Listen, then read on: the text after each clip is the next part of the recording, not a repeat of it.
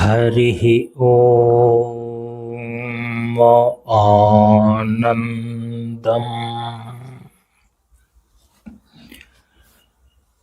प्रशान्ते जीवनदर्शनम्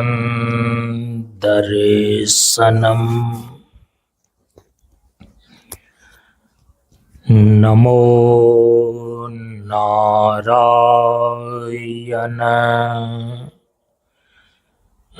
नारायणम्।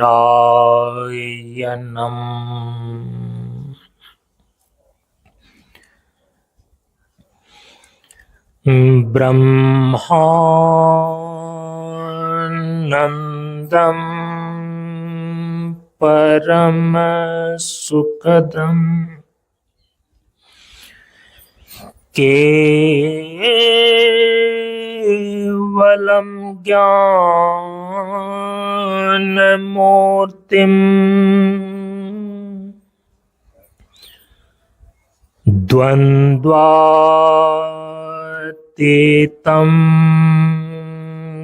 गगनसदृशम्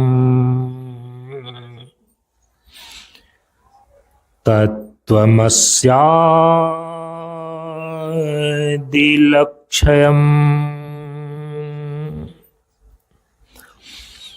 एकं नित्यं विमलमचलम्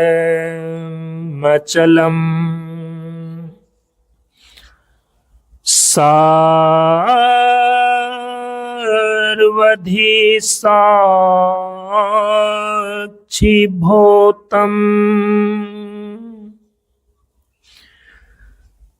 भावातीतं त्रिगुणरहितम् सद्गुरुं तं नमामि। सद्गुरुं तं नमामि।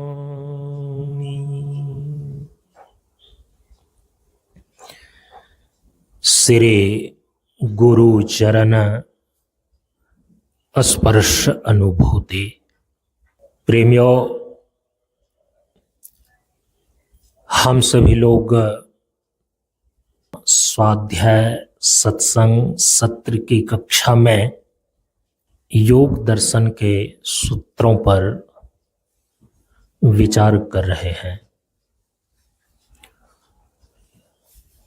सूत्रकार भगवान शेषावतार महर्षि पतंजलि का स्मरण पूर्वक सर्वप्रथम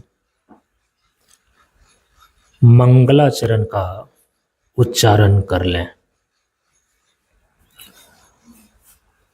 ओम योगेन चित्तस्य पदेन वाचाम्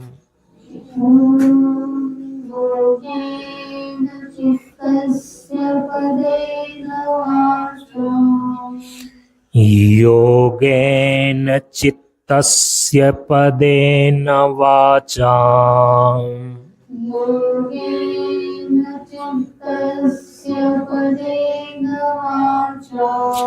मलं शरीरस्य च वैद्यकेन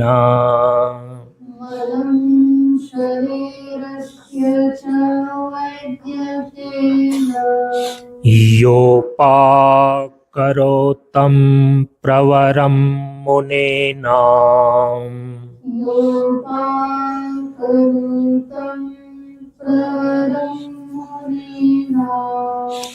पतञ्जलिं प्राञ्जलिरानतोऽस्मि। पतञ्जलिं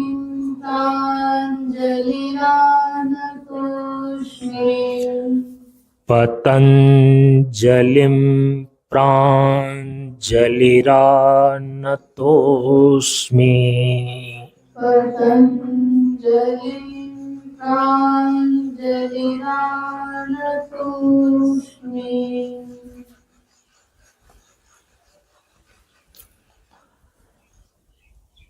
शरीर के मल को धोने के लिए चरक संहिता की वाणी के मल को धोने के लिए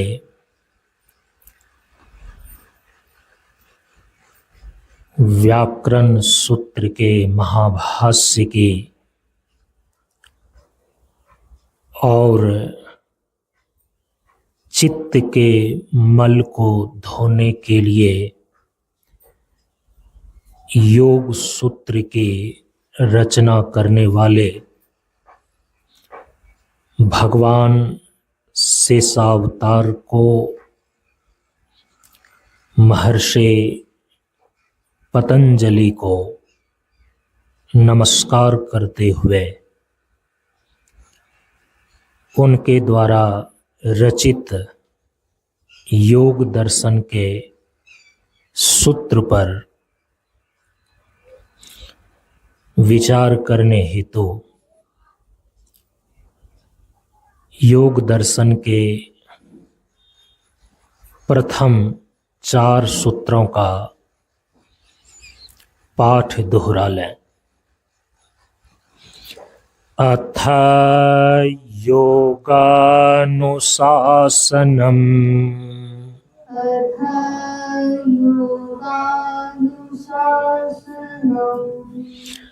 अथ योगानुशासनम्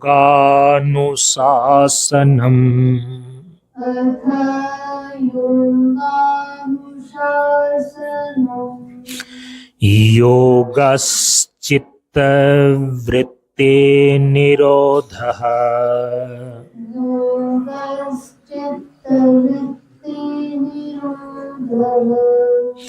योगश्चित्तवृत्ति निरोधः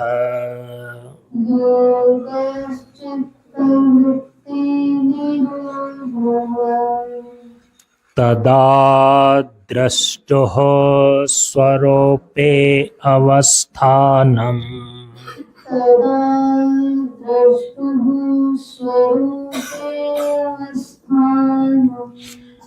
तदा द्रष्टुः स्वरूपे अवस्थानम्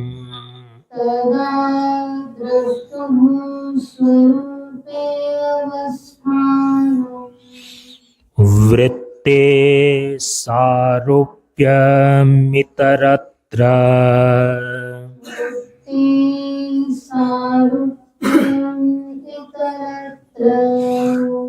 वृत्तिः सारूप्यम् इतरत्र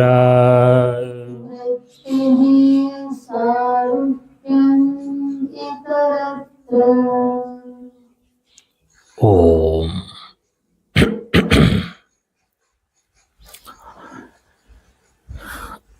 हम सभी लोग भगवान शेषावतार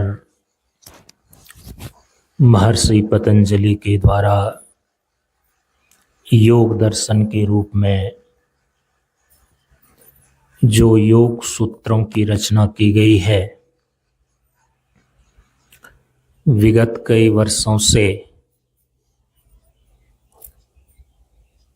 योग दर्शन के प्रथम 4 सूत्रों पर, जिसको चतुसूत्री बोलते हैं, इस पर विचार करते आ रहे हैं।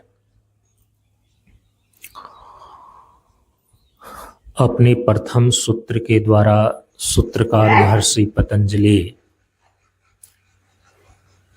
योग की अति प्राचीन परंपरा को प्रदर्शित करने के साथ साथ योग शास्त्र के अनुबंध चतुष्टय को बतलाया है, अथ योगा अनुशासनम के द्वारा। इसका आपने श्रवण किया। योग दर्शन के दूसरे सूत्र में सूत्रकार महर्षि पतंजलि योग शब्द को परिभाषित कर रहे हैं कि अथ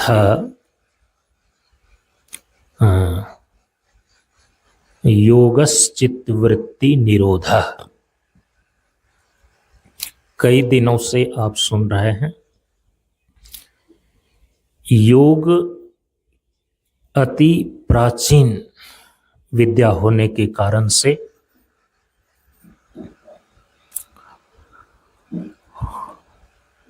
जिसका वर्णन उपनिषदों में किया गया है, स्मृतियों में किया गया है, पुराणों में किया गया है। श्रीमद् भगवद गीता में तो उपनिषत्सु योग शास्त्रे प्रत्येक अध्याय के अंत में ऐसा बोला जाता है।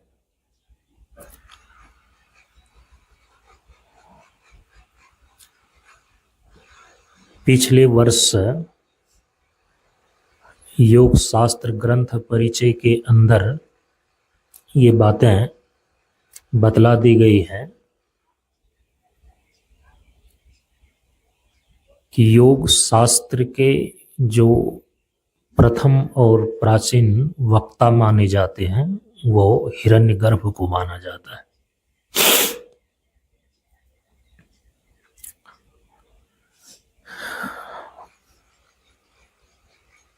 हिरण्यगर्भ का ही जो पौराणिक नाम है ना, उसको ब्रह्मा जी बोलते हैं।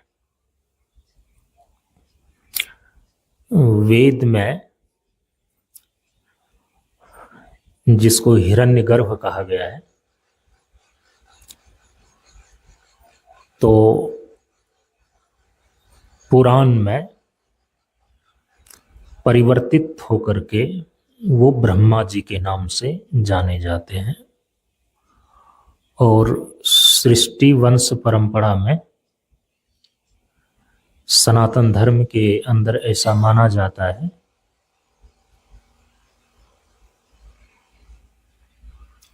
कि हिरण्य गर्भात्मक जो श्री ब्रह्मा जी हैं, इनके पुत्र हैं शिव जी।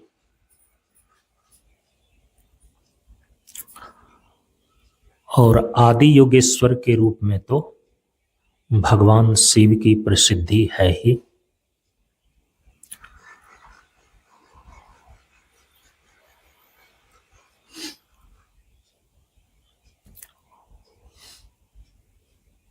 योगेश्वर भगवान श्री कृष्ण को भी बोलते हैं। त्रेता में ब्रह्मर्षि वशिष्ठ जी ने भगवान श्री राम सहित चारों भाइयों को गुरुकुल में जो योग और वेदांत की शिक्षा प्रदान किए, उसी ग्रंथ का नाम है योग वासिष्ठ। तो योग वासिष्ठ ग्रंथ में भी योग का वर्णन आता है। तो इस प्रकार से योग की तो अति प्राचीन परंपरा रही है। महर्षि पतंजलि ने अति प्राचीन परंपरा से चलती चली आ रही योग विद्याओं को एकीकृत किया, सूत्र रूप में उसको निबद्ध किया। और महर्षि पतंजलि के द्वारा जो योग सूत्र की रचना की गई दर्शन शास्त्र के क्षेत्र में, इसी को योग दर्शन के रूप में स्थान प्राप्त है।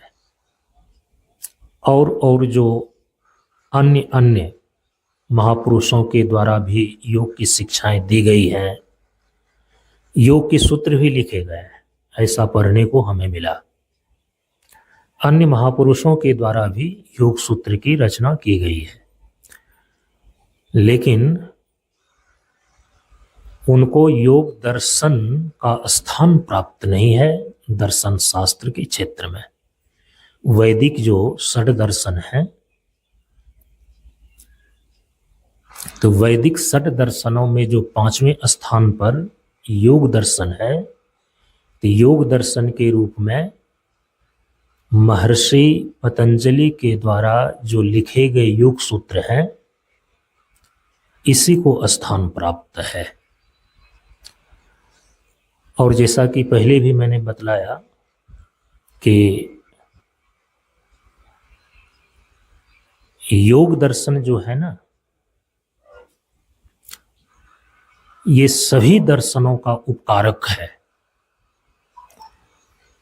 चाहे कर्म मीमांसा दर्शन हो, वैशेषिक दर्शन हो, न्याय दर्शन हो, सांख्य दर्शन तो योग दर्शन का सिद्धांत भाग है ही,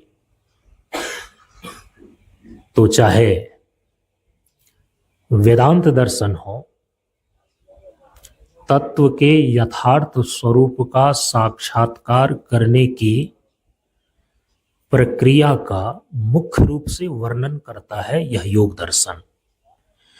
इसीलिए जिस किसी भी दर्शन और उस दर्शन के तत्वों का साक्षात्कार करने की बारी आती है, तो फिर वहां पर निर्विवाद रूप से और निसंकोच रूप से जो योग दर्शन में, योग सूत्रों में महर्षि पतंजलि के द्वारा तत्व के यथार्थ स्वरूप का साक्षात्कार करने की प्रक्रिया बतलाई गई है, इसको स्वीकार करना पड़ता है। सभी दर्शनों में वेदांत दर्शन तो सर्वोत्कृष्ट माना जाता है, क्योंकि वेदांत दर्शन में परम तत्व ब्रह्म और आत्मा के एकत्व का मुख्य रूप से निरूपण हुआ है। महर्षि बादरायण, जिनका कि अभी देख रहे हैं कि इधर भगवान वेदव्यास महर्षि बादरायण का चित्रपट लगा हुआ है, तो इनके द्वारा ही ब्रह्मसूत्र की रचना की गई है। और ब्रह्मसूत्र जो है ना, उसी को बोलते हैं वेदांत सूत्र, और उसी को बोलते हैं वेदांत दर्शन। तो वेदांत दर्शन के भी कई संप्रदाय हो गए हैं। जैसे कि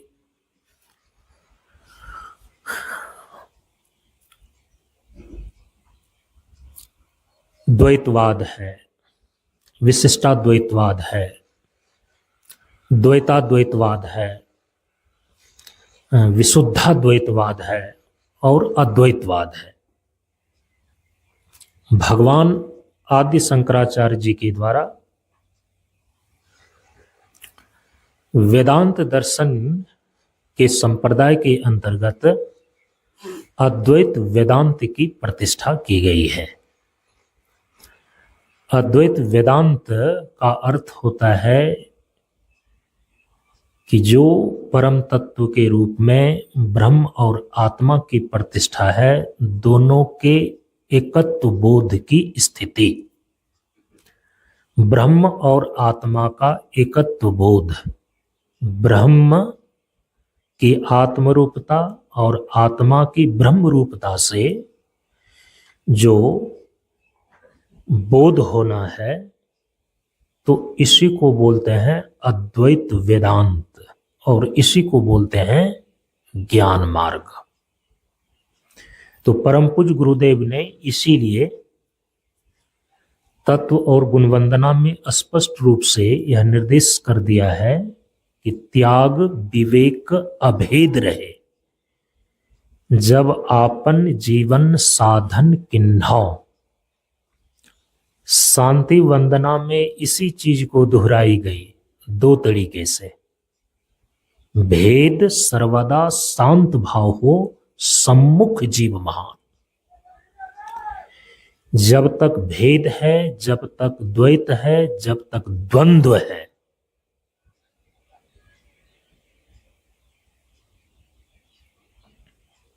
तब तक जीवन में समस्या बनी रहती है। जीवन में दुख की स्थिति बनी रहती है।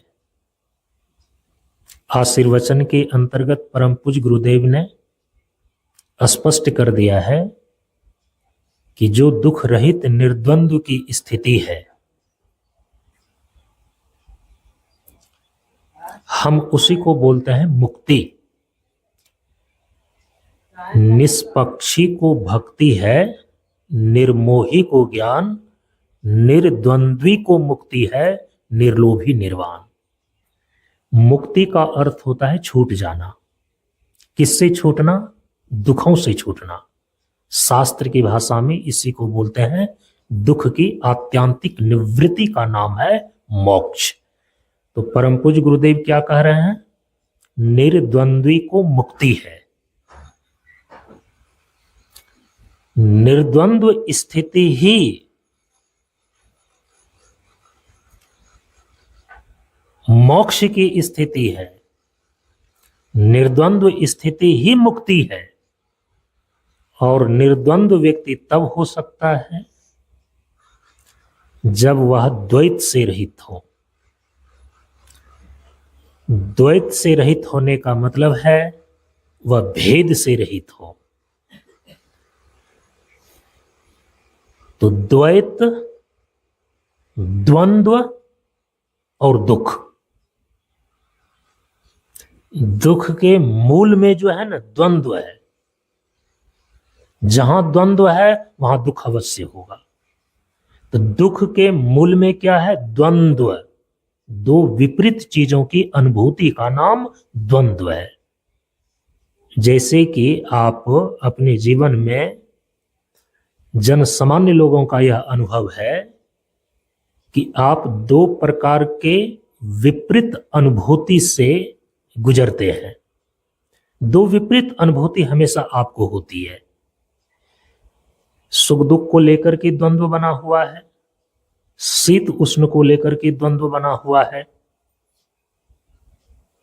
जन्म मरण को लेकर के द्वंद्व बना हुआ है, सफलता असफलता को लेकर के द्वंद्व बना हुआ है। यह जीव जो है ना हमेशा द्वंद्व की अनुभूति में झूल रहा है, द्वंद्व में पड़ा हुआ है। एक तरफ यह जीव क्षण प्रति क्षण मृत्यु के भय से भयभीत है, और यही जीव अपने नैसर्गिक इच्छा को लेकर के कभी मरना नहीं चाहता है। तो हम कभी मरना नहीं चाहते हैं, यह नैसर्गिक इच्छा भी इसी जीव के अंदर देखी जाती है, और क्षण प्रति क्षण मृत्यु का भय लगा हुआ है, यह भी जीव के अंदर ही देखा जाता है। द्वंद्व है ना। जिस समय यह जीव सुख का अनुभव करता है, उस सुख भोगने के क्षण में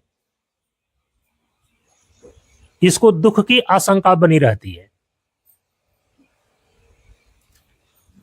माने सुख भोग काल में भी सुख के पीछे दुख की छाया लगी ही रहती है। इसीलिए परम पूज्य गुरुदेव कहते हैं कि जहां सुख है वहां दुख है। क्या बिल्कुल निश्चिंत होकर सुख किसी भी साधन के द्वारा यह जीव भोग पाता है क्या? क्या कहता है आपका विचार? संसार के जितने भी विषयजन्य सुख हैं, उस सुख को भोगते समय क्या यह जीव निश्चिंत होकर के उस सुख का अनुभव करता है क्या? नहीं करता है। विषय जन्य सुख के भोगने के काल में, भोगने के समय में भी एक प्रकार की आशंका जीव के अंदर बनी रहती है कि कहीं ये सुख छिन ना जाए। ये सुख जिस जिस साधन से मिल रहा है, ये साधन छूट ना जाए। चाहे वह स्त्री हो, चाहे पुत्र हो, चाहे धन हो, इन्हीं साधनों के द्वारा तो अभी आप संसार के सुख का भोग करते हैं, अनुभव करते हैं। तो इसको भोगते समय भी आप सशंकित हैं या नहीं है? तो एक निश्चिंतता की अनुभूति तो कभी द्वंद्व के बीच हो ही नहीं सकता है। समझ रहे हैं इस चीज को? तो इस दर्शन को समझने का थोड़ा प्रयास कीजिए। परम पूज्य गुरुदेव कहते हैं कि निर्द्वंद्वी को मुक्ति है। दुख से वही व्यक्ति छूट सकता है, मुक्त हो सकता है, जो निर्द्वंद्व होगा। तो इसका मतलब है कि जहां द्वंद्व है वहां दुख रहेगा ही रहेगा। सुख भोगने के क्षण में भी दुख का द्वंद्व बना रहता है, दुख की आशंका बनी रहती है।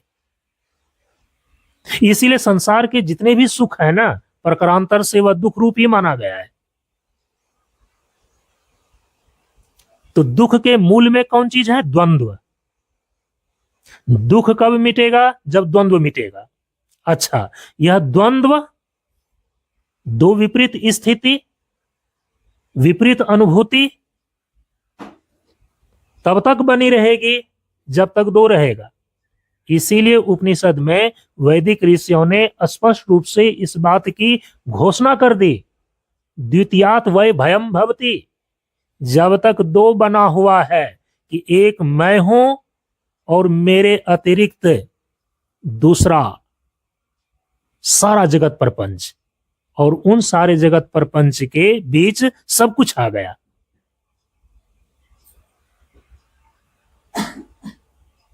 तो जब तक दो है तब तक निर्भय स्थिति नहीं आ सकती, निर्द्वंद्व स्थिति नहीं आ सकती। द्वितीयात् वै भयम भवति। जहां दो है वहां पर भय हमेशा ही बना रहता है, क्योंकि एक दूसरे से वह सीमित होगा। एक दूसरे से जब तक मिल करके चल रहा है तो अनुकूल है। यह जरूरी नहीं है कि दो हमेशा मिल करके चलेगा, तो फिर प्रतिकूलता होगी। तो जहां प्रतिकूलता हुई, द्वंद्व खड़ा हुआ और वो दुख का कारण बना। इसीलिए कहा कि जहां दो है वहां कभी निर्भयता नहीं आ सकती, निर्द्वंद्वता नहीं आ सकती। तो द्वंद्व कहां है? जहां दो है, जहां द्वैत है। अभी द्वंद्व और द्वैत से रहित स्थिति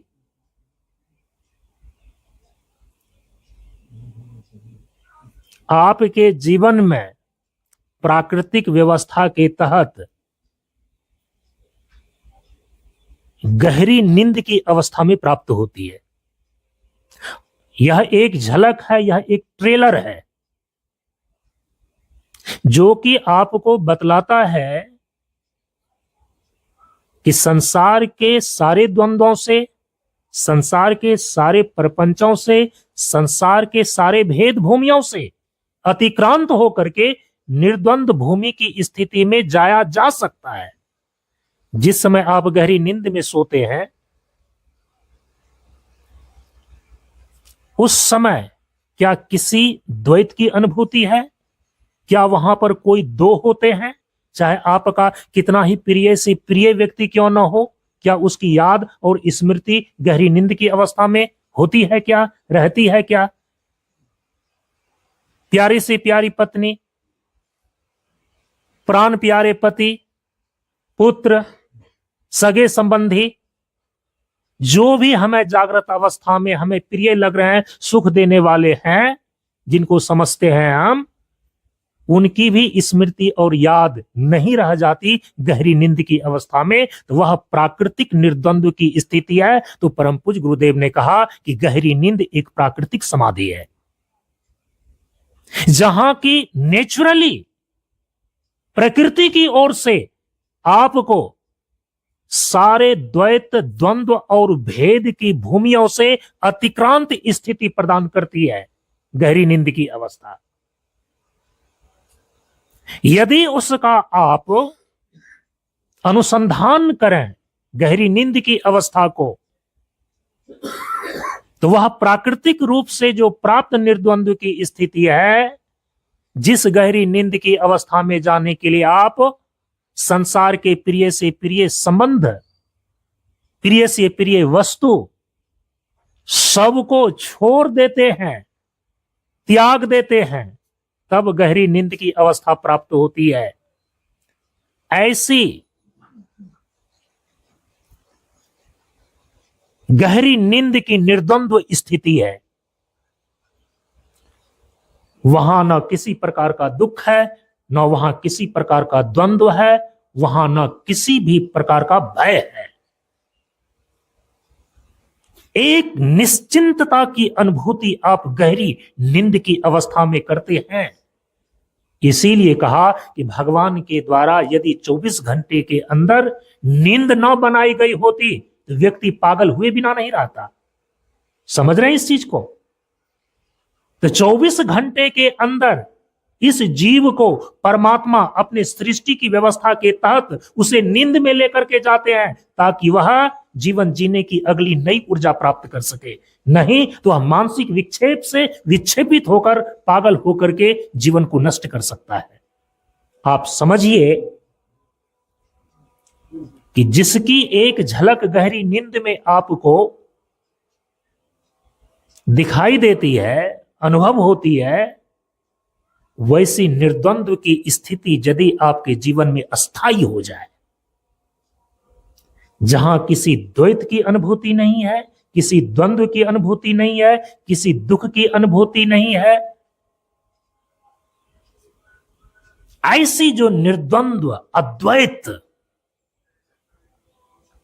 और निर्भेद स्थिति है, यदि यह अस्थायी रूप से प्राप्त हो जाए तो निर्द्वंद्वी को मुक्ति है। इसी को हम बोलते हैं मोक्ष की स्थिति।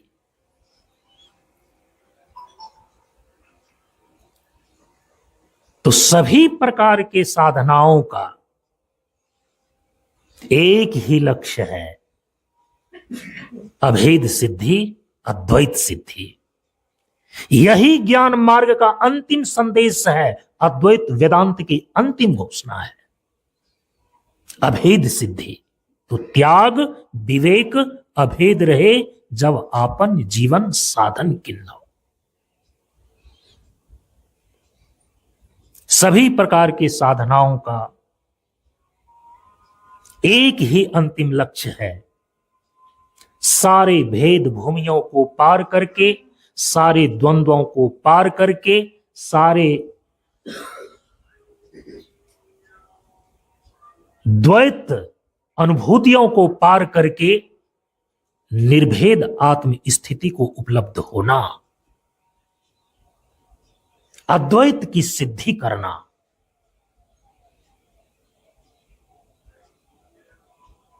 और वह आत्म स्थिति प्राप्त करने के लिए ही योग सूत्रकार महर्षि पतंजलि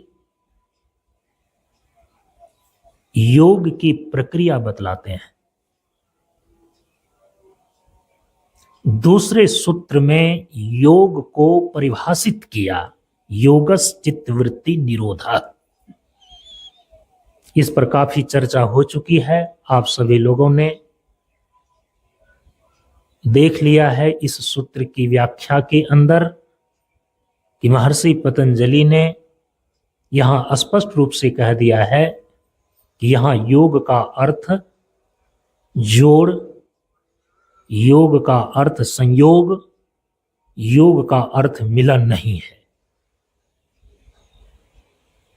यहां प्रयुक्त युजुर योगे धातु से निष्पन्न योग शब्द संयोगार्थक नहीं है, इस रूप में ग्रहण नहीं किया गया है, बल्कि युज समाधव धातु से निष्पन्न योग शब्द यहां समाध्यार्थक है, समाधि के अर्थ में प्रयुक्त है। इसीलिए यहां पर कह रहे हैं कि योग किसे कहते हैं? योगस चित्तवृत्ति निरोध।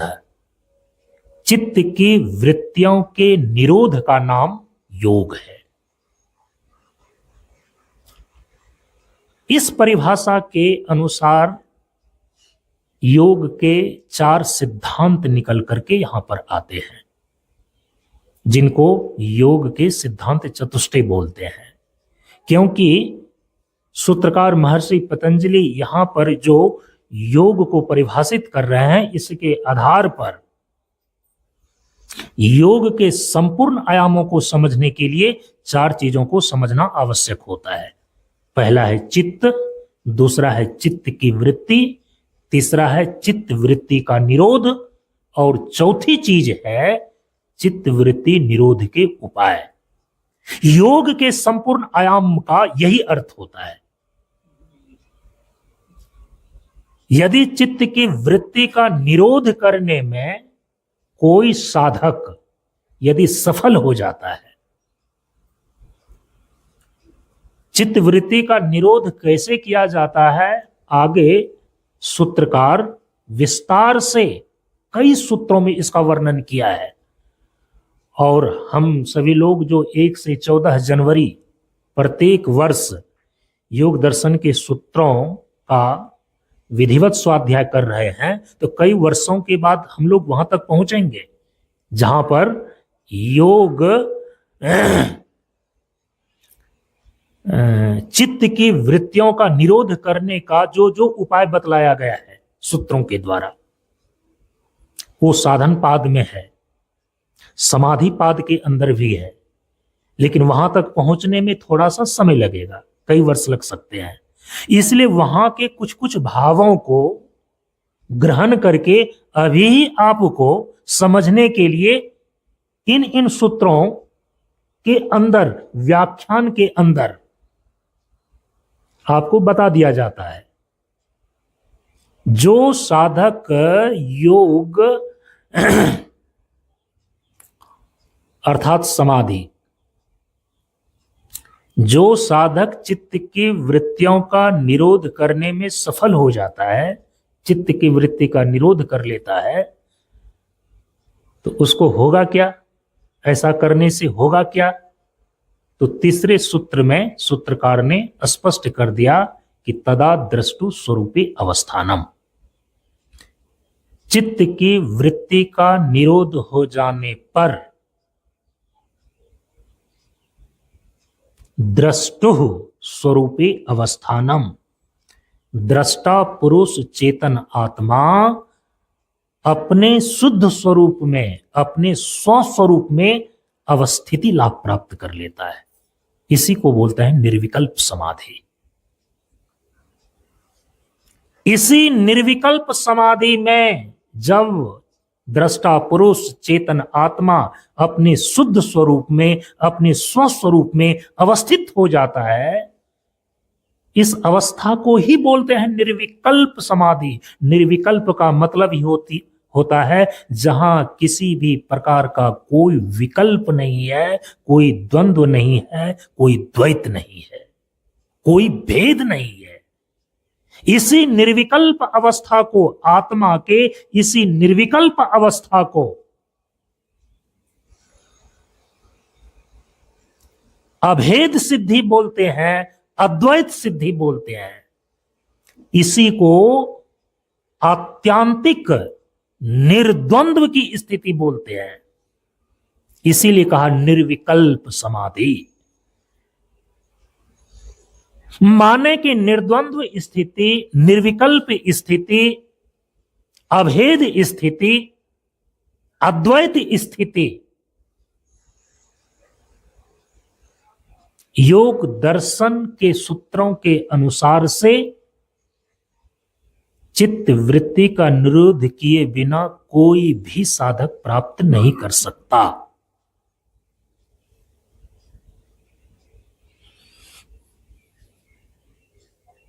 इसीलिए चित्त की वृत्ति का निरोध करना आवश्यक है। और यहां पर इसलिए सूत्रकार कह रहे हैं कि इन चित्त की वृत्तियों का निरोध करने का नाम ही योग है। चित्त की वृत्तियों का निरोध यदि तुम कर लेते हो, द्रष्टु स्वरूपे अवस्थानम, तीसरा सूत्र में स्पष्ट कर रहे हैं उसका फल कि चित्त की वृत्ति का निरोध हो जाने पर, तदा शब्द का इतना अर्थ है, तदा द्रष्टु स्वरूपे अवस्थानम। तदा माने तब, तब माने कब, जब चित्त की वृत्तियों का निरोध हो जाता है तब। तदा द्रष्टु स्वरूपे अवस्थानम, द्रष्टु का अर्थ यहां पर है दृष्टा, और दृष्टा माने कल बता करके आया है। दृष्टा का अर्थ यहां पर क्या है? दृष्टा पुरुष चेतन आत्मा। यह चेतन आत्मा अपने स्वस्वरूप में अवस्थित हो जाता है, और यदि चित्त की वृत्ति का निरोध नहीं होता है तो अन्य अवस्था में आत्मा की स्थिति क्या होती है? क्या ये आत्मा अपने स्वस्वरूप में अवस्थित रह पाता है? क्या ये आत्मा में द्वंद्व की अनुभूति रहित हो पाती है? तो चौथे सूत्र में इसीलिए सूत्रकार स्पष्ट रूप से कह दिया कि वृत्ति सारूप्यम इतरत्र। इतरत्र माना अन्य अवस्था में, और यहां अन्य अवस्था का मतलब है कि जब चित्त की वृत्ति निरोध नहीं हुआ रहता है, चित्त वृत्ति निरोध की अवस्था नहीं रहती है, ऐसे अन्य अवस्था में आत्मा, दृष्टा पुरुष चेतन आत्मा अपने स्वस्वरूप में अवस्थित नहीं रहता है। किसमें स्थित रहता है? किसके साथ रहता है? कहा कि वृत्ति सारूप्यम।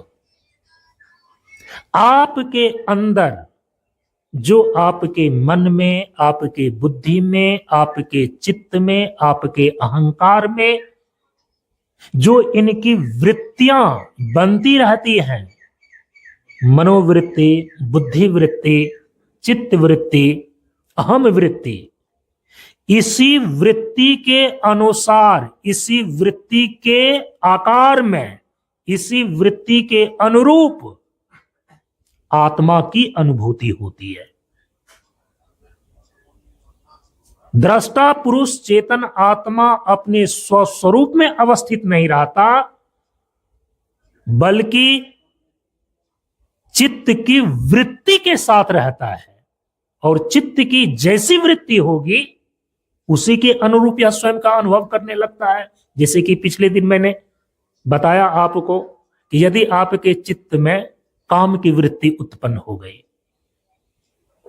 तो अभी आप अपने आप को कामी के रूप में अनुभव करते हैं या नहीं करते हैं? करते हैं। आपके मन में लोभ की वृत्ति उत्पन्न हुई, यदि स्वाध्याय करें अपने आप को लोभी के रूप में अनुभव करते हैं कि नहीं करते? मैं लोभी हूं, मैं कामी हूं। यदि आपके चित्त में क्रोध की वृत्ति उत्पन्न हो गई तो चित्त जो है वृत्ति के साथ है, चित्त की वृत्ति बनी हुई है। जो ही वृत्ति बनी हुई है तो आत्मा वृत्ति सारूप्यम, उसी वृत्ति के आकार में ढल जाता है, तदाकार हो जाता है। तो क्रोध की वृत्ति उत्पन्न हुई, स्वयं को क्रोधी के रूप में अनुभव करने लगते हैं। तो यहां सूत्रकार ऐसे एक विज्ञान को प्रस्तुत कर रहे हैं कि जब तक चित्त की वृत्ति बनी हुई है, चित्त की वृत्ति बनती रहती है,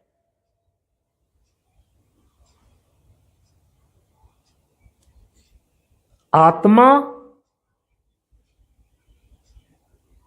अपने स्वस्वरूप में अवस्थित नहीं रह पाता, वृत्ति के साथ हो जाता है। क्रोध हो क्रोधी अनुभव न करें, लोभ हो लोभी अनुभव न करें, काम हो और कामी अनुभव न करें, ये होता नहीं, हो सकता नहीं। इसीलिए कहा कि जिस वृत्ति से तदाकार होकर के आत्मा तदनुरूप अनुभव करता है, तुम उसी वृत्ति का निरोध करना सीख लो, और इसी वृत्ति के निरोध करने का नाम योग है। तो माने योग को साध लो। परम पूज्य गुरुदेव ने इसीलिए साधना के संदर्भ में जीवन जीने का एक छोटा सा सूत्र प्रदान किया, जिसको प्रतिदिन हम सभी लोग दोहराते हैं कि जीवन धाराएं चलें साधन संयम योग से।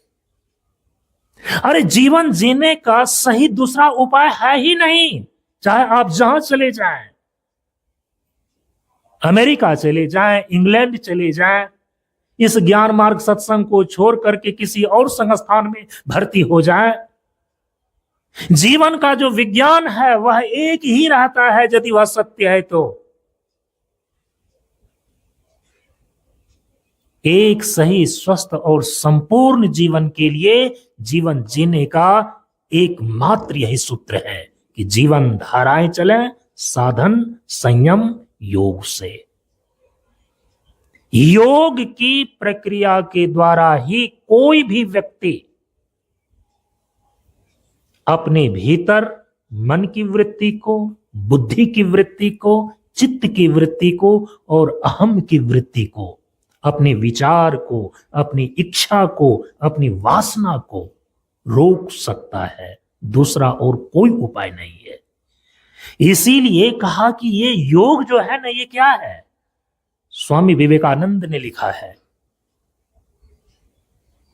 12 जनवरी को अभी अभी हम सभी लोग स्वामी विवेकानंद की जयंती मना करके आ रहे हैं। राष्ट्रीय युवा दिवस के रूप में विवेकानंद की जयंती को घोषित किया है सरकार ने। उनकी प्रत्येक वाणी को अग्नि मंत्र की संज्ञा प्राप्त है। स्वामी विवेकानंद की जो वाणी है ना, उसको बोलते हैं अग्नि मंत्र। परम पूज्य गुरुदेव ने हम सभी लोगों को सन 1996 ईस्वी में जब इस मंच के नव संन्यास परंपरा में आजीवन साधु जीवन के लिए दीक्षित किए, और जब प्रशिक्षण उन्होंने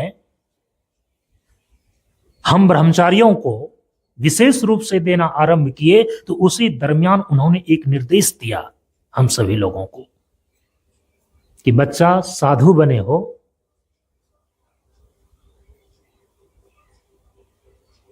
विवेकानंद साहित्य का एक बार अध्ययन अवश्य कर लेना।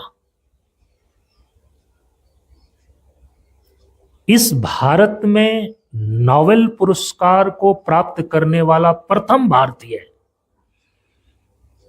गुरुदेव रविंद्रनाथ टैगोर। उन्होंने लिखा है कि यदि तुम भारत को जानना चाहते हो तो विवेकानंद को पढ़ो। और विवेकानंद साहित्य में ही एक जगह लिखा हुआ है कि भारत की जो अति प्राचीन योग विद्या है ना, यह योग विद्या क्या है? यदि आजकल के चुलबुली भाषा में, आजकल की भाषा में, यूनिवर्सिटी के पढ़ाई लिखाई की भाषा में यदि इसको बोला जाए तो ये योग क्या है? तो कहा कि साइंस ऑफ धर्मा। ये तो धर्म का विज्ञान है। यदि धर्म ईश्वर का वर्णन करता है, यदि धर्म आत्म तत्व का वर्णन करता है, यदि धर्म परमात्मा का वर्णन करता है, तो यह केवल मने मनाई विश्वास की चीज नहीं है। यदि यह सत्य है तो इसका साक्षात्कार किया जा सकता है। जैसे कि इस सृष्टि में यदि कोई पदार्थ, कोई वस्तु है, उसका एग्जिस्टेंस है, उसका अस्तित्व है, तो वैज्ञानिक प्रयोग के द्वारा उसको प्रत्यक्ष किया जाता है, सामने किया जाता है। तो स्वामी विवेकानंद का कहना है, तो हमारे यहां जो यह योग विद्या है ना, ये साइंस ऑफ धर्मा है। ये धर्म का विज्ञान है, धर्म का साइंस है। धर्म के जितने भी आध्यात्मिक तत्व हैं उनको साक्षात्कार करने का विज्ञान है योग। इसलिए जीवन धाराएं चले साधन संयम योग से, परम पूज्य गुरुदेव ने कहा। जब हम अपने जीवन के अस्तित्व का जो मौलिक स्वरूप दृष्टा पुरुष चेतन आत्मा है, इसका बोध करने के लिए, इसके स्वस्वरूप में अवस्थिति लाभ प्राप्त करने के लिए, या कहें आत्मा का साक्षात्कार करने के लिए हम साधना का आरंभ करते हैं ना, और ये साधना करने वाला जो होता है हम उसको साधक बोलते हैं। जो साधना करे वो साधक है। बाहरी वेशभूषा से कुछ लेना देना यहां पर नहीं है।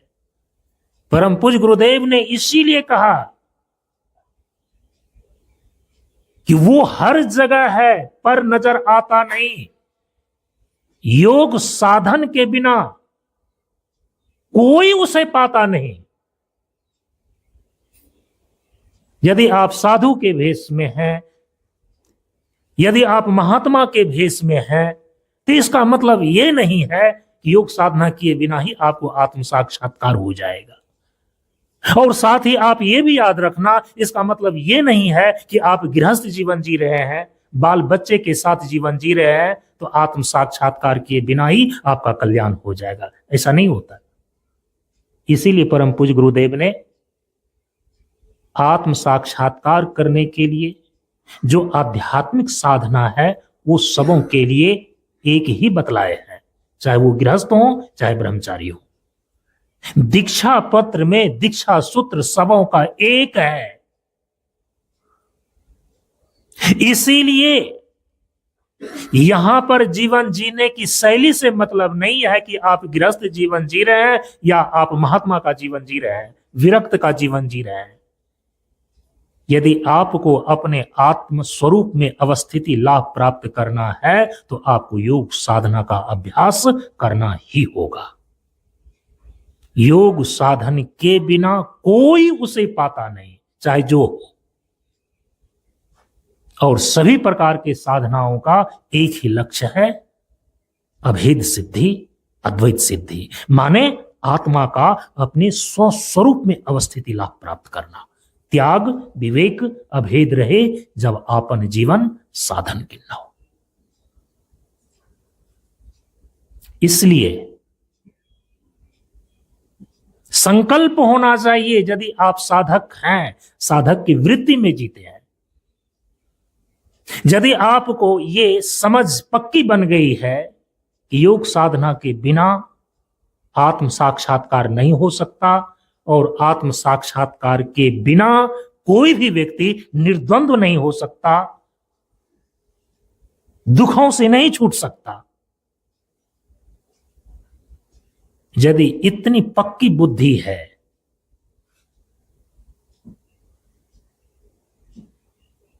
जो उस आत्मा का साक्षात्कार करने के लिए योग साधना करता है उसकी संज्ञा साधक है।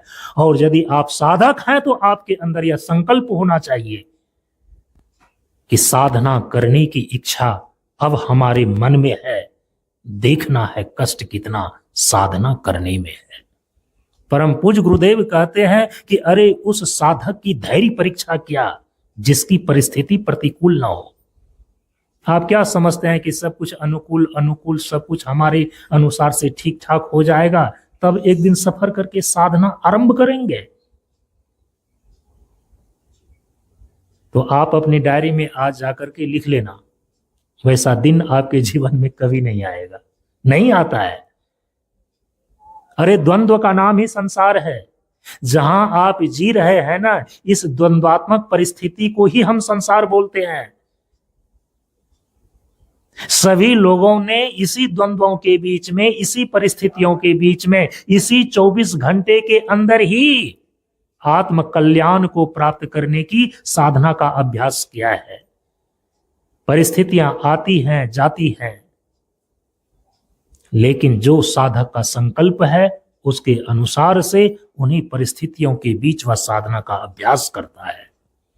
उस साधक की धैर्य परीक्षा क्या जिसकी दुनिया प्रतिकूल न हो, उस साधक की धैर्य परीक्षा क्या जिसकी परिस्थिति प्रतिकूल न हो, उस साधना पथ पर चलना क्या जिस पथ पर बिखरे सूल न हो।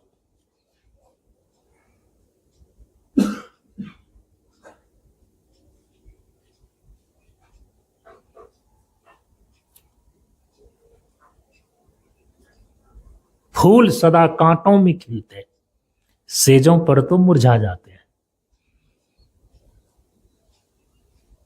इसी ऊर्जा को भरने के लिए ना परम पूज्य गुरुदेव कहते हैं कष्ट ही भगवान है, ईश्वर है, महाप्रभु है, इसकी सीमा स्वेच्छा से मौत तक है। ठीक है, यदि साधक की वृत्ति है हमारे अंदर, हम अपने चित्त की वृत्ति का निरोध कर अपने आत्म स्वरूप में अवस्थिति लाभ प्राप्त करने के लिए उत्कट अभिलाषी हैं, तत्पर हैं, तो सूत्रकार महर्षि पतंजलि ने तो चित्त वृत्ति निरोध के उपाय को आगे, बहुत आगे के सूत्रों में बतलाया है। लेकिन वहां के भावों को ग्रहण करके, चूंकि आज इस कक्षा को विराम देना है, अंतिम बात कह दें,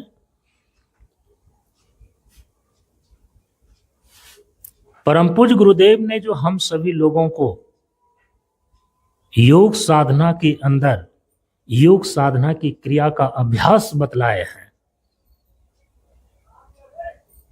उसका जो मूल स्रोत है, वो बातें जो मूलतः जहां बताई गई है, महर्षि पतंजलि योग सूत्रकार के द्वारा इसी योग सूत्र में बतलाई गई है।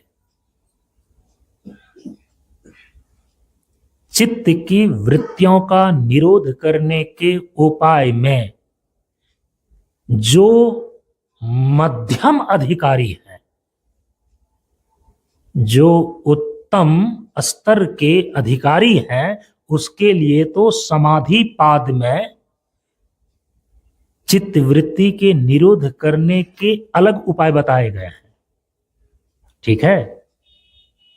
लेकिन जो मध्यम स्तर के अधिकारी हैं, साधक हैं, मध्यम स्तर के अधिकारी का अर्थ है कि जिनका चित्त अभी समाहित नहीं है,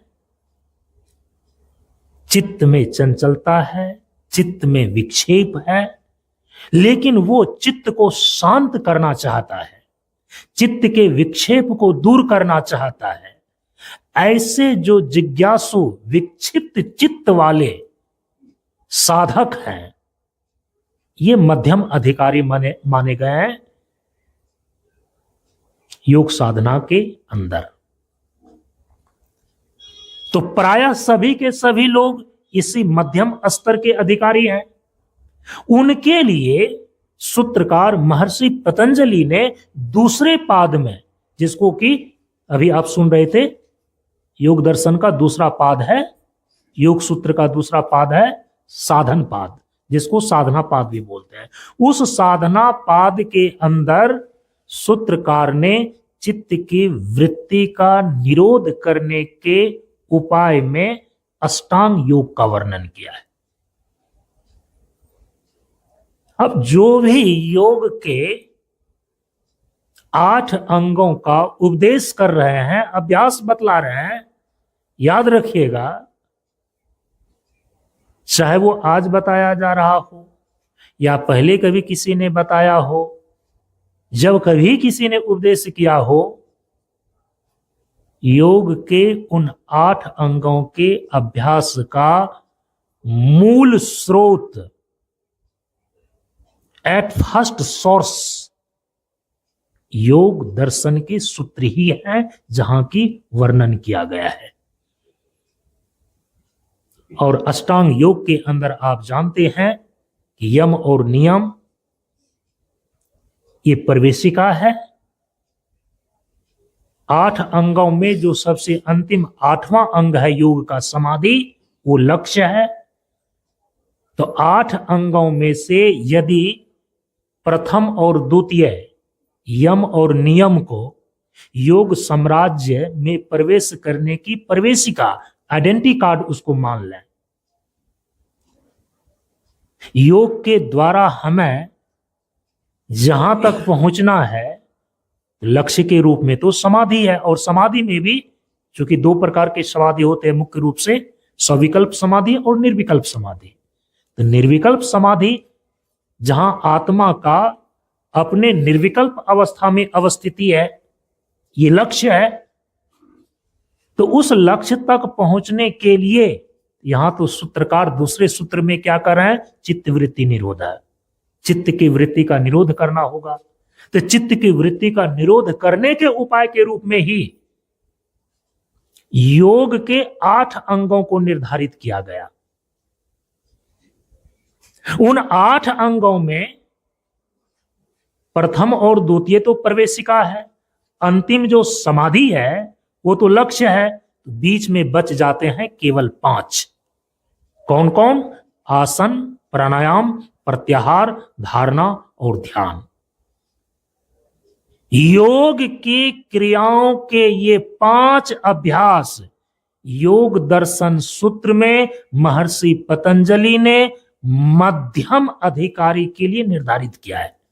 जिनका चित्त चंचल है, जिनका चित्त में विक्षेप है, विकाग्र है, लेकिन वो अपने चित्त को शांत करना चाहता है, अपने विक्षेप को दूर करना चाहता है, ऐसे इच्छुक साधकों के लिए, मध्यम अधिकारी के लिए महर्षि पतंजलि ने अपने योग सूत्र के अंदर योग साधना के 5 अभ्यासों को निर्धारित किया है। आसन का अभ्यास, प्राणायाम का अभ्यास, प्रत्याहार का अभ्यास, धारणा का अभ्यास और ध्यान का अभ्यास। ये कैसे किया जाता है? इसी के लिए परम पूज्य गुरुदेव ने प्रशिक्षण शिविर बनाया। एक योग्य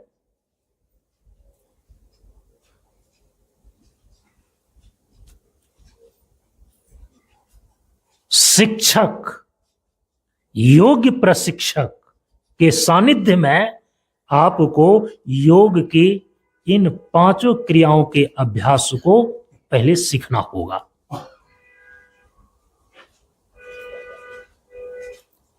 आसन के अभ्यास से देहगत चेष्टा का निरोध होता है, याद रखिएगा। देहगत वृत्ति का निरोध होता है। प्राणायाम के अभ्यास से प्राणगत चेष्टा का निरोध होता है, प्राण की वृत्ति का निरोध होता है। प्रत्याहार के अभ्यास से मनोगत चेष्टा का निरोध होता है, मनोगत वृत्ति का निरोध होता है। धारणा के अभ्यास से बुद्धि की चेष्टा का निरोध होता है, बुद्धिगत वृत्तियों का निरोध होता है। और हम पहले बता करके आए हैं, यदि केवल मन और बुद्धि को लिया जाता है तो मन के अंतर्गत चित्त का अंतर्भाव हो जाता है और बुद्धि के अंदर अहंकार का अंतर्भाव हो जाता है, क्योंकि कोष तो 5 ही हैं। मनोमय कोष में मन की प्रधानता, विज्ञानमय कोष में बुद्धि की प्रधानता है। और इसी 5 कोषों को लेकर के योग साधना की क्रिया के ये 5 अभ्यास निर्धारित हैं। अन्नमय कोष को लेकर के आसन का अभ्यास, प्राणमय कोष को लेकर के प्राणायाम का अभ्यास, मनोमय कोष को लेकर के प्रत्याहार का अभ्यास, विज्ञानमय कोष को लेकर के धारणा का अभ्यास और आनंदमय कोष को लेकर ध्यान का अभ्यास है। इन 5 कोषों से परे आत्मा का शुद्ध स्वरूप है। तो ध्यान के बाद आता है समाधि। समाधि में भी निर्विकल्प समाधि। तो जब आप प्रत्याहार का अभ्यास करते हैं ना, तो इस प्रत्याहार के अभ्यास से वो सीखना पड़ता है कैसे हम प्रत्याहार का अभ्यास करते हैं। वो सारी बातें अभी तो नहीं बताई जा सकती है ना, उसका क्लास अलग चलता है। यहां तो सैद्धांतिक बातों की जानकारी देने के लिए ये कक्षाएं हैं, ये प्रवचन है, ये सत्संग है। तो परम पूज्य गुरुदेव ने तो 2 ही मुख्य इस मंच की परंपरा में कार्य को निर्धारित किया, ज्ञान मार्ग सत्संग का प्रवचन और दूसरा योग साधना का प्रशिक्षण। तो योग साधना के प्रशिक्षण में, योग साधना के प्रशिक्षण की कक्षा में आपको ये चीजें बतलाई जाती है कि आप प्रत्याहार का अभ्यास कैसे करेंगे, आप आसन का अभ्यास कैसे करेंगे, प्राणायाम का अभ्यास कैसे करेंगे। यहां मंच से ऐसे केवल बोल करके ये चीजें नहीं, उस समय करके दिखाई और सिखाई जाती है। ये यदि आप धारणा का अभ्यास करते हैं तो उस धारणा के अभ्यास से जो बुद्धिगत चेष्टा है ना, उसका निरोध होता है, बुद्धि की वृत्ति का निरोध होता है और आप निर्विचार होने लगते हैं। और जो ध्यान का अभ्यास है, उस ध्यान के अभ्यास से ध्यान की गहरी अवस्था में ध्यान की जो अंतिम स्थिति है शून्य, उस शून्य की उपलब्धि होती है। शरीर की शून्यता, विचार की शून्यता और भाव की शून्यता, ये ध्यान के द्वारा उपलब्ध होता है। तो चित्त की वृत्तियों का निरोध करने का ये अर्थ है। और मध्यम अधिकारी के लिए सूत्रकार महर्षि पतंजलि ने योग साधना के ये 5 अभ्यास निर्धारित किए हैं। आसन का अभ्यास, प्राणायाम का अभ्यास, प्रत्याहार का अभ्यास, धारणा का अभ्यास और ध्यान का अभ्यास।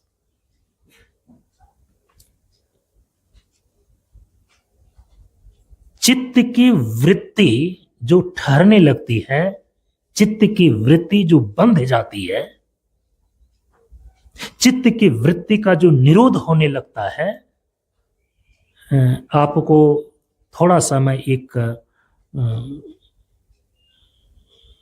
सांकेतिक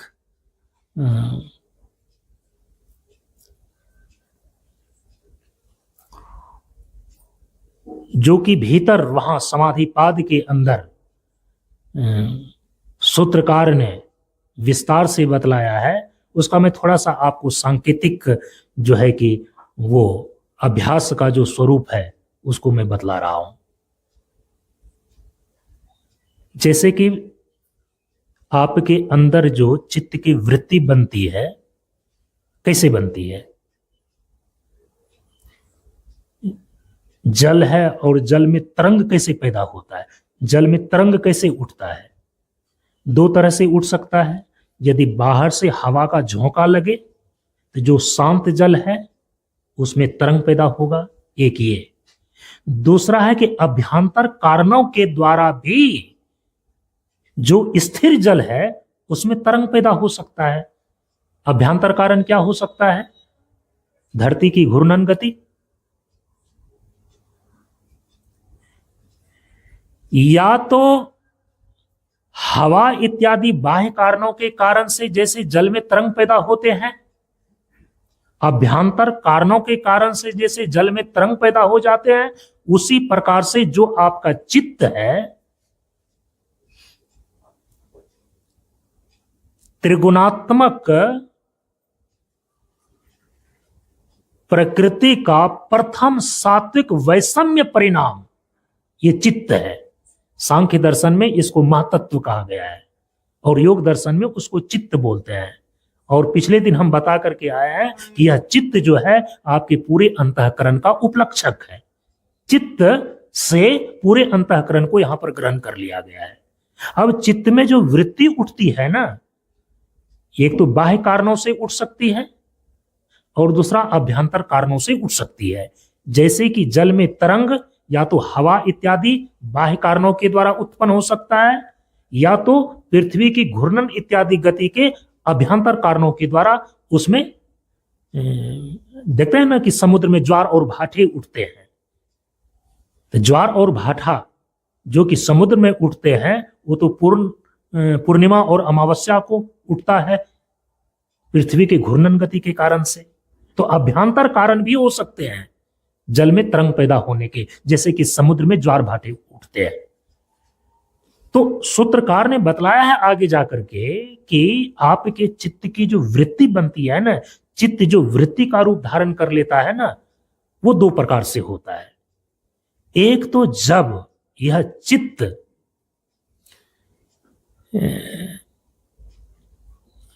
जब आपकी इंद्रियां विषय के संपर्क में आती है। देखिए, चित्त तो आपके भीतर है, इंद्रियों का रुख और मुख जो है वो बाहर है, और विषय 5 हैं जो पूरे के पूरे संसार में फैला हुआ है।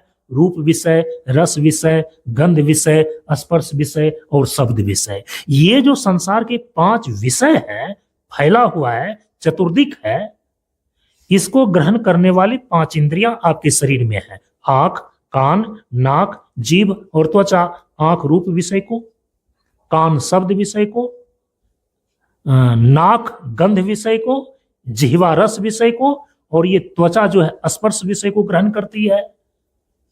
जब इंद्रियां विषयों के संपर्क में आती है तो इन बाह्य कारणों से चित्त में तरंग पैदा होता है वृत्ति के रूप में। चित्त में वृत्ति बनती है कैसे? जब इंद्रियां विषयों के सन्निकर्ष में आती है, इससे एक ये कारण हुआ। यदि कदाचित ये इंद्रियां विषयों के सन्निकर्ष में न आवे, इंद्रियों का विषय से संपर्क न भी होवे, तो कहा कि फिर अभ्यांतर कारणों से भी आपके चित्त में वृत्तियां बनती हैं। अभ्यांतर कारण क्या है? कहा कि गुप्त और सुप्त राग एवं वासना जन्मों जन्मों से जो इंद्रियों ने विषयों का भोग किया है, उसकी सूक्ष्म वासना, वासना माने सूक्ष्म संस्कार, उसका सूक्ष्म संस्कार चित्त की गहराई में जाकर के जमा है। जन्मों जन्मों के विषय भोग का संस्कार, कर्म का संस्कार चित्त के खजाने में जमा है। यही अभ्यांतर कारण है चित्त की वृत्ति उत्पन्न होने का। यदि प्रत्यक्ष में इंद्रियों का विषय से संपर्क हुआ, सन्निकर्ष हुआ, तो इंद्रियों का विषय से संपर्क होने पर चित्त में वृत्ति उत्पन्न हो जाती है। यदि इंद्रियों का विषय से संपर्क नहीं भी हुआ, आंख बंद कर लिया, कान को मूंद लिया, हाथ पैर को समेट लिया और स्थिर होकर के बैठ गया, फिर भी मन में इच्छाएं तो उठ रही हैं, बुद्धि में विचार तो चल ही रहा है। यह कहां से हो रहा है? पहले पहले पूर्व पूर्व में जो इंद्रियों ने विषयों का संपर्क किया था, उसकी जो सूक्ष्म वासना चित्त में जमा है, उसके कारण से वृत्तियां बनने लगती है, उद्भूत होने लगती है। यह है चित्त की वृत्ति बनने का कारण। बाह्य कारण हो सकते हैं इंद्रियों का विषय से संपर्क, और अभ्यंतर कारण हो सकते हैं पूर्व वासना। इन चित्त की वृत्तियों को बनने से रोकने का नाम है योग।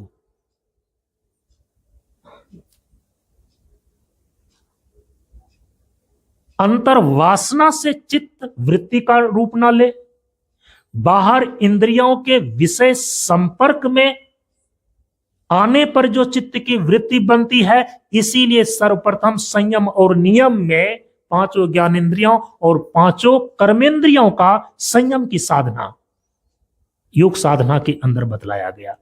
और परम पूज्य गुरुदेव क्या कहते हैं? संयम और नियम अध्यात्म के दो विशिष्ट अंग हैं, अनुशासन और शिष्टाचार।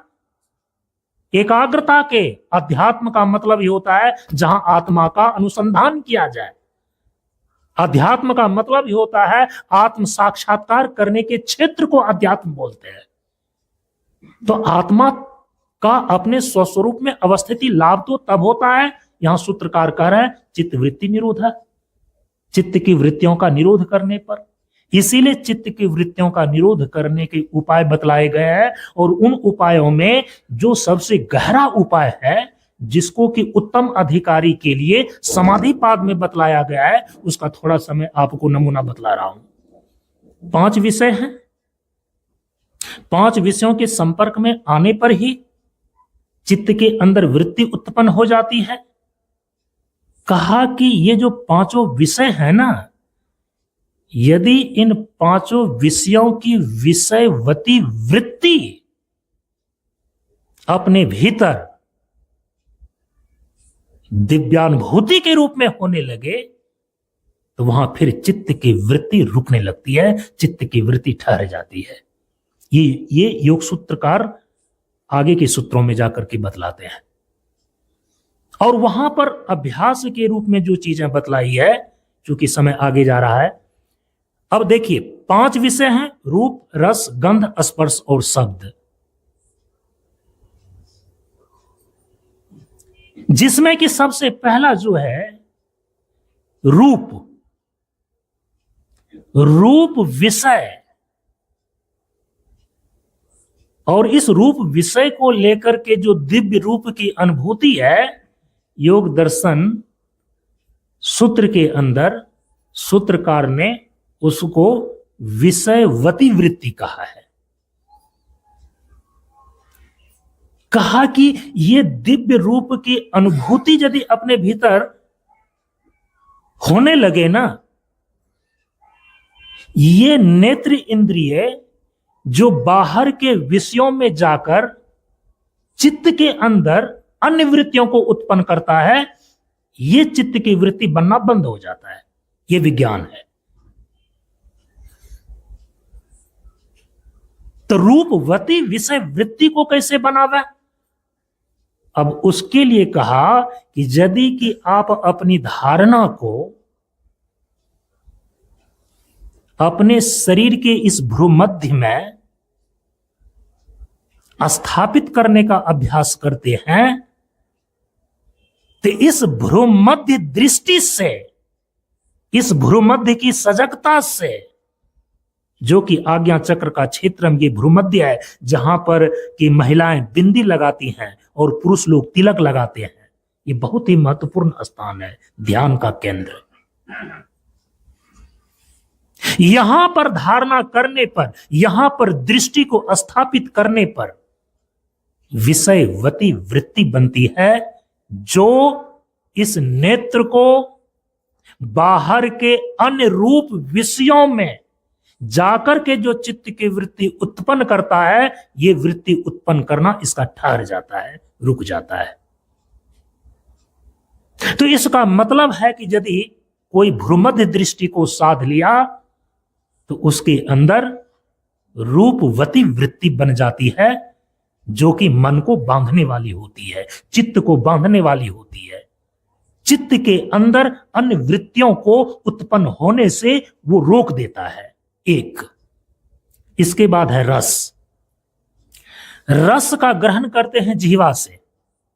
जिह्वा का जो अग्रभाग है ना, इसके द्वारा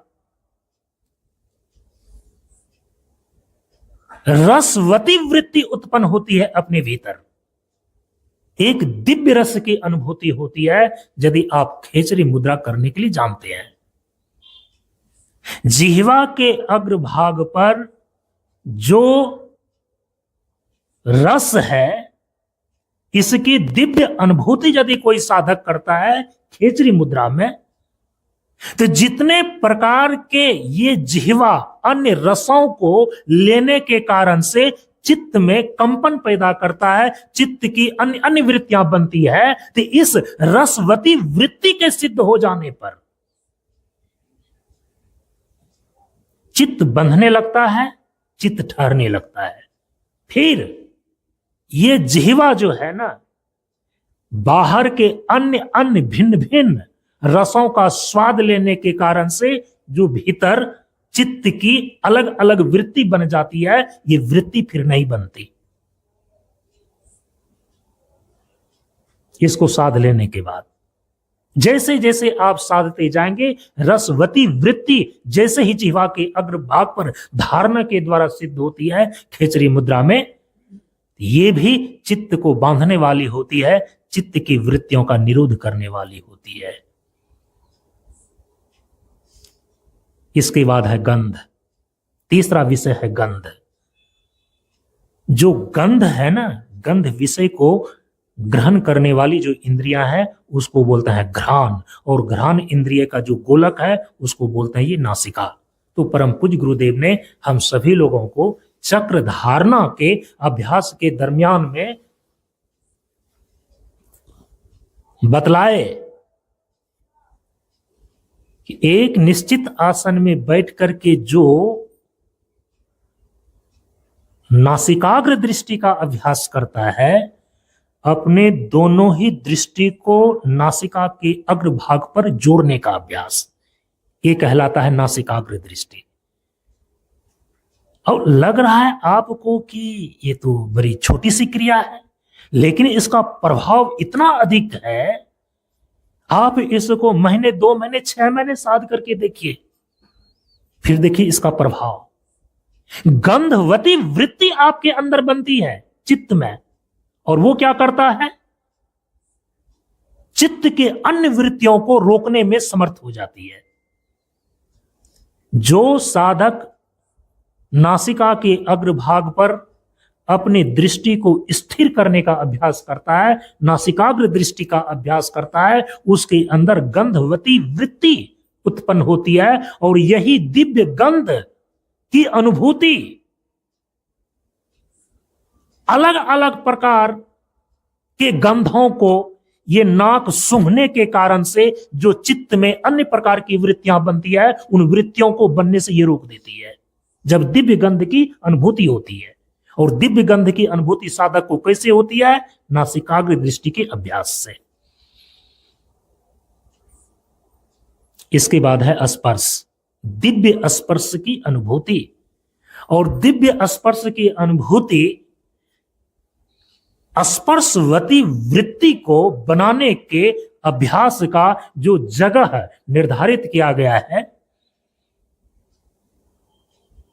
योग शास्त्र के अंदर, वो है जिह्वा का मध्य हिस्सा। आपकी इसी जिह्वा का जो मध्य हिस्सा है, यहां पर धारणा करने से, यहां पर अपने दृष्टि को स्थिर करने पर, जिह्वा के मध्य भाग पर धारणा सिद्ध करने पर स्पर्शवती वृत्ति उत्पन्न होती है, जो कि चित्त को बांधने वाली होती है और मन को रोकने वाली होती है। इसके बाद है अंतिम में शब्द। शब्द कंठ से बाहर होती है, और योग शास्त्र में बतलाया गया, योग सूत्रों में बतलाया गया कि जो शब्दवती वृत्ति है, दिव्य शब्दों का, अपने अभ्यंतर शब्दों का, दिव्य शब्दों का श्रवण, ये जो जिह्वा का मूल है ना, वो कंठ है। इसी को बोलते हैं विशुद्धि चक्र। जो इस विशुद्धि चक्र की धारणा करता है, जो जिह्वा के मूल, जो कंठ प्रदेश है, जिनकी धारणा वहां पर सिद्ध हो जाती है, जिनकी दृष्टि वहां पर स्थिर हो जाती है, उनके अंदर एक दिव्य शब्दवती वृत्ति बनती है। तो भिन्न भिन्न प्रकार के शब्दों को सुनने से इस कान के द्वारा चित्त में जाकर जो कंपन होता है, जो अन्य कई प्रकार की वृत्तियां बनती है, वो वृत्तियां बनने रुक जाती है। देखिए, ये योग दर्शन के सूत्रों में इस रहस्य को बतलाया गया है। और जितने भी योगी हैं, यही पंच विषयवती वृत्ति को, वृत्ति विशेष को धारणा और ध्यान के बल पर बना करके बाहर के पांचों विषयों पर विजय प्राप्त कर लेते हैं। इसको बोलते हैं चित्तवृत्ति निरोध करने के उपाय। और ये साधारण साधकों के लिए नहीं है, क्योंकि इसका वर्णन सूत्रकार ने कहां पर किया है? समाधि पाद के अंदर किया है। सामान्य साधकों के लिए जो अभ्यास है चित्तवृत्ति के निरोध के लिए, वो तो 5 अभ्यास हैं साधन पाद के अंदर।